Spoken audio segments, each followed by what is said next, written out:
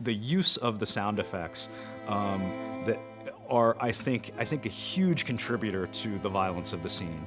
The stabbing sounds in particular. How do you come up with the sound of what happens when a butcher knife strikes flesh? The sound man came up with the idea of, what about a knife stabbing melons?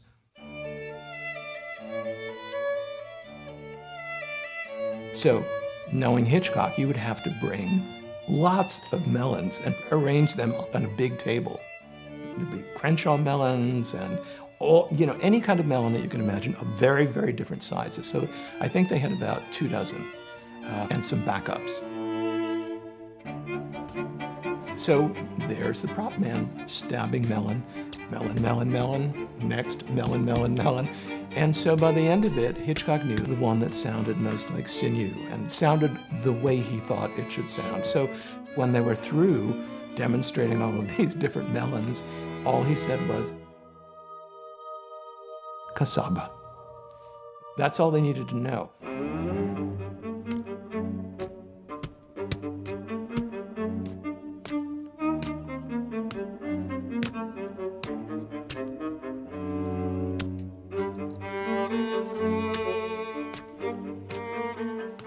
I think the whole key to the sound of the cassava melon is that the inner gooey part is very small and there's a very thick layer of fruit that you have to stab through.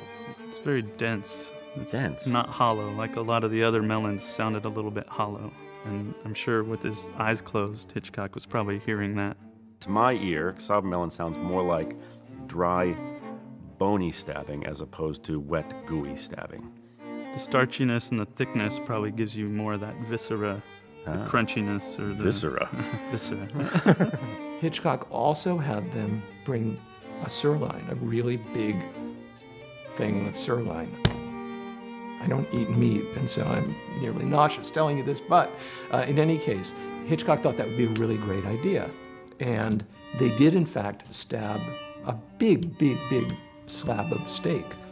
And so that sound is interspersed with melon.